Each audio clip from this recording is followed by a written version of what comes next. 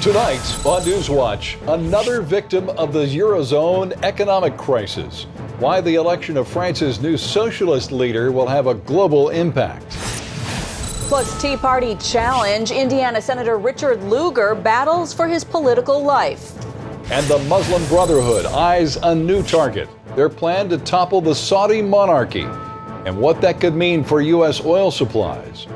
All this and more tonight on NewsWatch. France elects its first socialist president in 17 years, and it has big financial implications for all of us. Good evening, I'm Lee Webb. And I'm Heather Sells. French voters rejected conservative President Nicolas Sarkozy in favor of liberal Francois Hollande. France is mired in debt along with much of Europe, but the new president says he does not plan to slash the budget. Dale Hurd has more on the economic fallout. In a nation gripped by the Eurozone crisis, it was a vote against spending cutbacks and for a radically new approach. The loss of Nicolas Sarkozy shows just how fed up the French have become of high unemployment, the problems of the European Union, and business as usual. It was also a referendum on Sarkozy's controversial personal style. Anne-Elizabeth Moutet is a columnist for the London Telegraph. He is a very direct person. He speaks slang sometimes. This is something that people said it doesn't befit the dignity of the presidency. And it was felt that he favored the rich. And very early on, he was Palinized in some ways, i.e. he was painted into a box with a number of half-truths and outright lies, and he was never able to come out of it. France's next president is a 57-year-old socialist who has said he does not like the rich and that his enemy is the world of finance. There are fears that Francois Hollande could tax the rich by up to 75%, and there's reported to be a movement already brewing among the wealthy to flee the country for London. In a nation perilously close to insolvency, Hollande wants to replace austerity with more public spending. Nicolas Sarkozy is yet another European leader who has fallen victim to the Eurozone crisis. Dale Hurd, CBN News, Paris. Hollande wants to increase government spending at a time when France already faces heavy debt. France's national debt equals 86% of its total economy. And the fear is that such a high level of debt hurts economic growth. And joining us now with more is French economist Dr. Emmanuel Martin. He's with the Atlas Economic Research Foundation, and he joins us now via Skype from France. Dr. Martin, Mr. Hollande says France does not need to make big budget cuts. He plans to raise taxes on the rich instead. In your opinion, will that rescue the French economy? Not at all. It's a big mistake. You know, growth has different meanings for different people. For socialists, it means more public spending, more bureaucracy, more Eurobonds, more Keynesian stimulus spending. But we're a country with 56.6% of GDP in public spending, which is far too high. Well, then what is Mr. Hollande's motivation? Is he simply turning a blind eye to the facts you just presented to us? He's actually locked up with his electoral pledges, electoral promises. And he's a socialist, so he doesn't like to cut public spending, but he will have to. In your opinion, do you believe the French economy is doomed? I think we need to do reforms, structural reforms. We need to reduce the size of the state. We need to reduce the numbers of levels in the administration. We have too many different levels. And we have to have more accountability at each level. And but this type of reform is actually an obstacle for socialists. Socialists don't like that type of reform, and the people who supported them don't like that. Why was Nicolas Sarkozy unable to bring about the kind of reforms that you're talking about? Because we have too much lobbying inside the French administration and within the welfare system that we have. Inside the administration, we have 5 million civil servants in this country. And as I said before, many levels, many different levels of administration. The commune, the community of commune, the department, the region, and the central government. Which makes, and at each level, people use other people's money, which means that they are not accountable. which makes it very complicated to reform. And the other thing is that we have a welfare state which is not egalitarian like they have in the northern countries of Europe, but corporatist, which means that we have a central pool of resources, and then each corporation can actually negotiate their privileges with the central government, which makes it incredibly complicated to have people around a table to negotiate how to prioritize spending cuts when we have to do reforms. This is something that Canada or Sweden was able to do 20 years ago. We're not able to do that in France because of the type of social model that we have. Dr. Emmanuel Martin, thank you for joining us and providing your insights on the situation in France. We appreciate it. Thank you. Vladimir Putin has been sworn in for a third term as Russia's president. His inauguration was met with huge protests. At least 20,000 Russians took to the streets, accusing Putin of mafia-style tactics and calling for an honest government. The protests turned violent, and riot police arrested hundreds, including top opposition figures. Putin has ruled Russia since he was first elected president in 2000. For the past 4 years, he has been the country's prime minister. Here in the U.S., the eyes of the political world will be on an Indiana primary tomorrow. Longtime Republican Senator Richard Lugar faces a tough fight against conservative candidate Richard Murdoch. As David Brody reports tonight, a Murdoch win would be a major feather in the Tea Party's cap. The famous saying in the Hoosier state is Indiana nice. But that's not what voters are seeing on TV these days. Has anybody seen Mr. Murdoch? Murdoch is paid by taxpayers to go to work, but he doesn't. When Dick Lugar moved to Washington, he left behind his conservative Hoosier values. The gloves are off as 80-year-old Senator Richard Lugar tries to win a 7th term on Capitol Hill.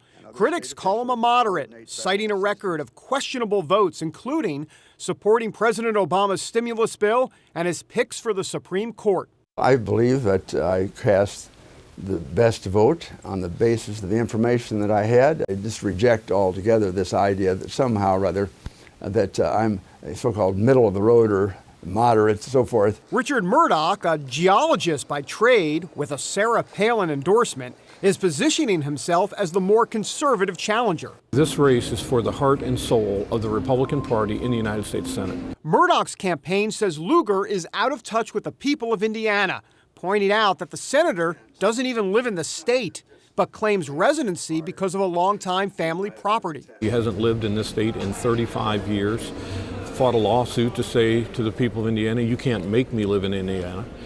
And when he sent that message, he really sent that idea that he was out of touch with folks here. Murdoch's challenge is to get in touch with those folks. He has a name ID problem. What about Murdoch? Do you know anything about him? I really don't know much about that guy. I mean, Lugar's been here for 35 years, so, I'm still with him.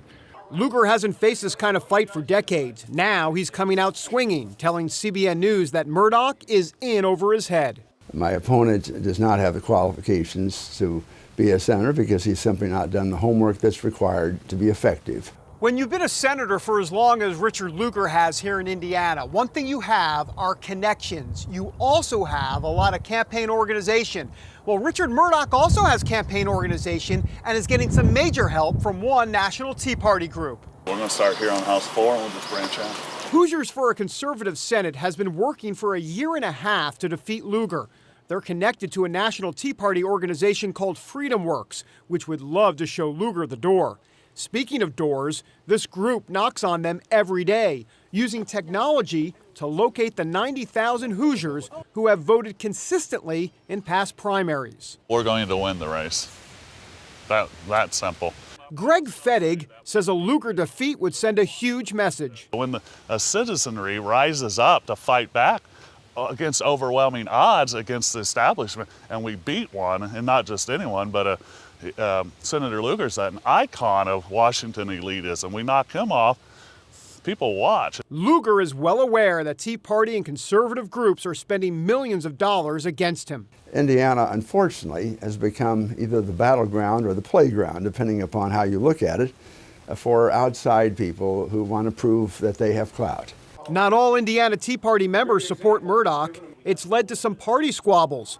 Chuck Ford leads the Tea Party of Hamilton County. To make the statement that Richard Murdoch is necessarily the Tea Party candidate, if half of the Tea Parties didn't endorse anybody, that's kind of a disclaimer, I think. Whatever happens in Indiana, Murdoch probably summed it all up best. This race isn't really under my control, nor Senator Lugar's. It's under God's control. David Brody, CBN News, in Indianapolis, Indiana.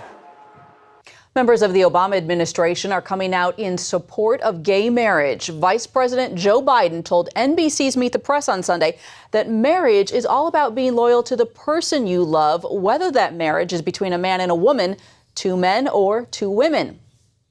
I am absolutely comfortable with the fact that men marrying men, women marrying women, and heterosexual men and women marrying women all are entitled to the same exact rights.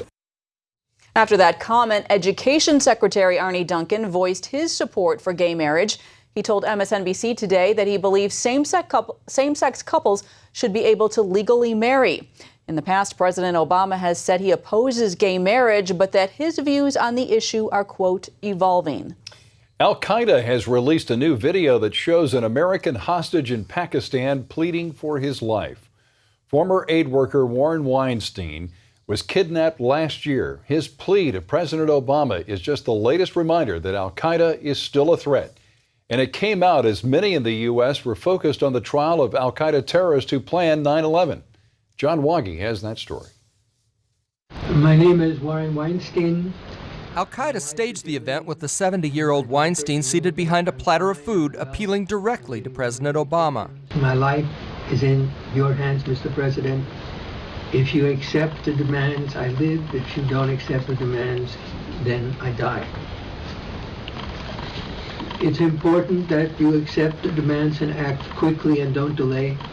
This is the first time Weinstein has been seen since 8 armed terrorists captured him from his home in Lahore, Pakistan last August. So I've done a lot of service for my country, and I would hope that my country will now look after me and take care of me and meet the demands of the Mujahideen.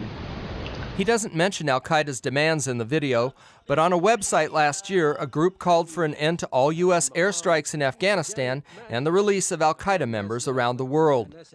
A military trial began this weekend for 9/11 mastermind Khalid Sheikh Mohammed and 4 others at the U.S. base in Guantanamo, Cuba. The inmates disrupted the trial by refusing to answer questions, spontaneously praying, and shouting that guards would kill them.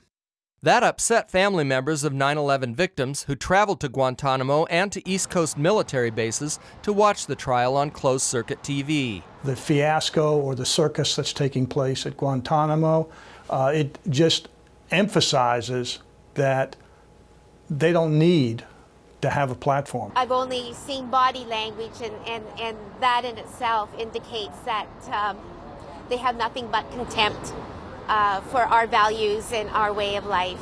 And it would upset anybody to see this demonstration. While officials try to verify that the Weinstein tape is authentic, Al-Qaeda's battle in the military courtroom is expected to go on for months, if not years. John Waggy, CBN News. Coming up, the final push. The shocking way one Chinese high school is helping students prepare for their exams.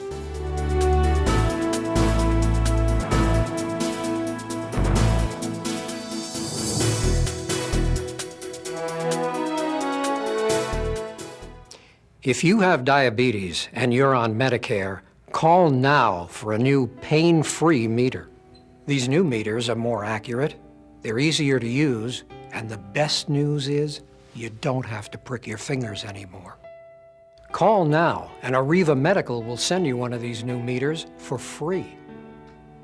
And if you have Medicare, your testing supplies may also be covered.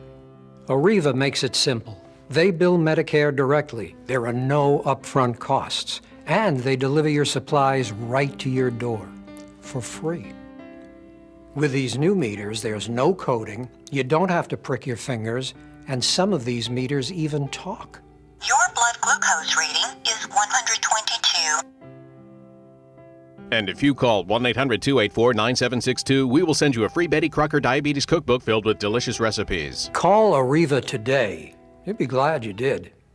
Believe it or not, this is a catheter. It's the new SpeediCath Compact for women. Now available from Liberator Medical, with full Medicare and private insurance reimbursement. Stay tuned for an exciting free offer. But first, meet Julie. You know when you leave the house and you say, okay, I have my phone, I have my keys, I have my wallet, I'm good to go? Now I always have to think of a catheter because I can't go without it.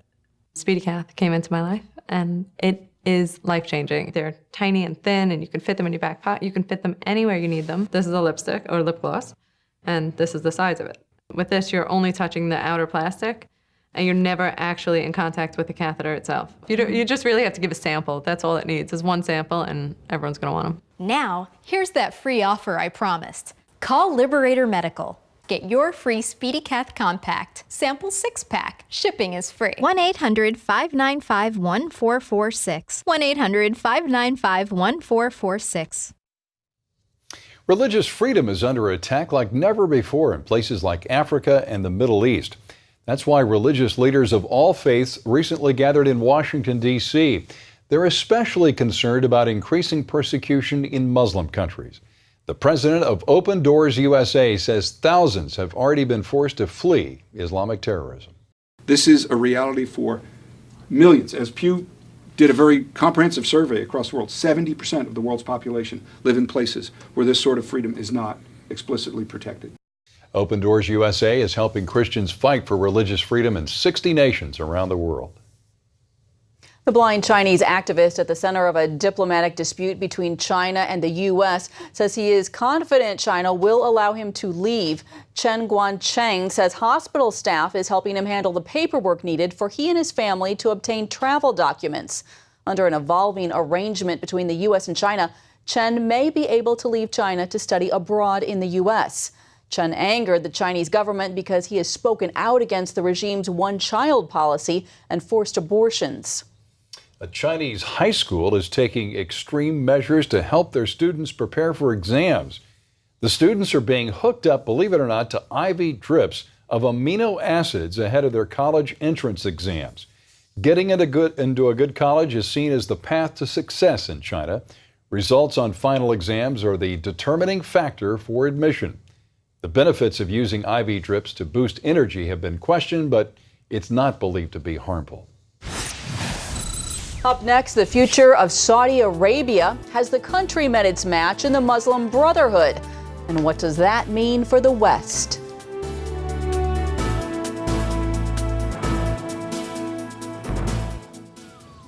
John Mapes is 42.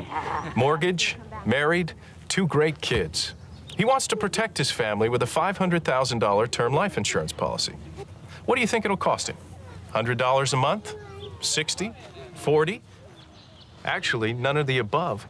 John can get a $500,000 policy from a highly rated insurer for under $25 a month. His secret? SelectQuote. SelectQuote is impartial. They'll search the pick of insurers like these to give you a choice of your best prices. SelectQuote has great savings on term life for women, too. John's wife, Carrie, can get a $500,000 policy for under $16 a month. SelectQuote has helped make term life insurance affordable for hundreds of thousands of people since 1985. How about you? Just call this number or visit SelectQuote.com. Believe it or not, this is a catheter. It's the new SpeediCath Compact for women. Now available from Liberator Medical, with full Medicare and private insurance reimbursement. Stay tuned for an exciting free offer. But first, meet Julie. You know when you leave the house and you say, okay, I have my phone, I have my keys, I have my wallet, I'm good to go? Now I always have to think of a catheter because I can't go without it.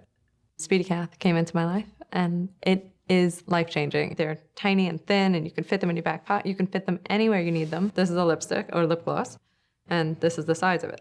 With this, you're only touching the outer plastic and you're never actually in contact with the catheter itself. You just really have to give a sample. That's all it needs is one sample and everyone's gonna want them. Now, here's that free offer I promised. Call Liberator Medical. Get your free SpeediCath Compact sample 6-pack. Shipping is free. 1-800-595-1446. 1-800-595-1446. Since the so-called Arab Spring, dictators have fallen, but radical Islamists have risen to power. They are filling the gap across the Middle East and North Africa. And as Eric Stackelbeck reports, they have their sights on a prize that could send shockwaves through the U.S. Power gained by the Muslim Brotherhood and its allies throughout the Muslim world over the past year has also led to a growth in confidence. They call 2011 the year the dictators fell in Egypt, Libya, Tunisia, and Yemen. In 2012, they say, the monarchies are next. Jordan and Saudi Arabia sit on top of that list. And the Saudi royal family, for one, has wasted no time getting ahead of the game. When anti-government protests broke out in neighboring Bahrain last year, Saudi tanks rolled in to keep the unrest from spilling over the border. Then, after governments fell in Tunisia and Egypt, the Saudi royals moved to appease their own restless subjects with billions of dollars in new welfare and housing programs. It is absolutely bribery. That's what it is. I mean, when this Arab uprising started, they start getting nervous. Dr. Ali Ayami of the Center for Democracy and Human Rights in Saudi Arabia believes the royal family's days are numbered. The Saudi people suffer from corruption, lack of political freedom, lack of religious freedom, lack of press freedom, injustice, no accountability, no transparency. So the same problem that led all these Arabs to take to the streets are in Saudi Arabia. So regardless of the bribes, and they know it actually, they are buying time, but they are not going to be spared the wrath of the people. So what would that mean for America? Since World War II, the U.S. and Saudi Arabia have maintained an uneasy alliance based on oil. We Americans have fallen in love with our automobiles, and they were impoverished and needed a source of revenue, and they had oil under their earth. Since then, America's reliance on Middle East oil has only grown. And from hand-holding to bows, successive administrations have shown deference to the Saudi monarchs. Author Sarah Stern says that deference has come with a high price.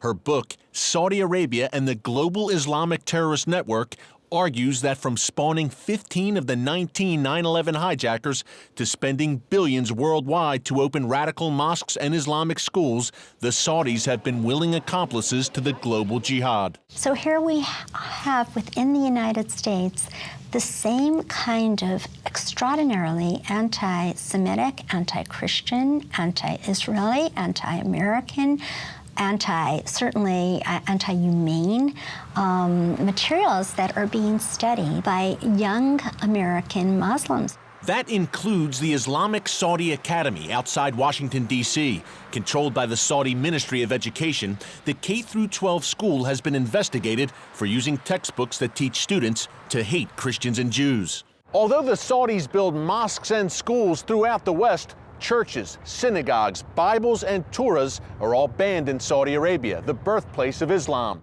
The latest attempt to suppress Christianity came in December when 35 Ethiopian guest workers were arrested after Saudi authorities raided their house church. In the Muslim Brotherhood, however, the Saudis may have met their match. Brotherhood leaders received a warm welcome when they fled to Saudi Arabia after facing persecution in Egypt in the 1960s. But as the Brotherhood's influence spread, it threatened the House of Saud. What they did is did the opposite of what the Saudis wanted them or expected them to do. They started some organizations for themselves in Saudi Arabia and the rest of the Gulf. Al-Qaeda and other jihadist groups have also had a strong presence in Saudi Arabia. Yet the most immediate threat is Iran and the fear it could instigate rebellion in eastern Saudi Arabia, where most of the country's oil is located. The vast majority of the population in the oil-rich region of Saudi Arabia, Hassa, are Shiites, and they could be directed by the Iranians. Leaked diplomatic cables show the Saudis want the West to take out Iran's nuclear program by any means necessary. But Ayami says they face an even greater fear than a nuclear Iran. Their biggest fear is to see the United States energy independent, or the West. For now, a mixture of bribes, internal repression, and the West's oil needs has enabled the House of Saud to hold on to power. But as dominoes continue to fall across the Middle East, the question could be, for how long? Eric Stackelbeck, CBN News, Washington. Up next, a huge weekend at the box office. We'll take a look at the superhero movie that smashed ticket sale records.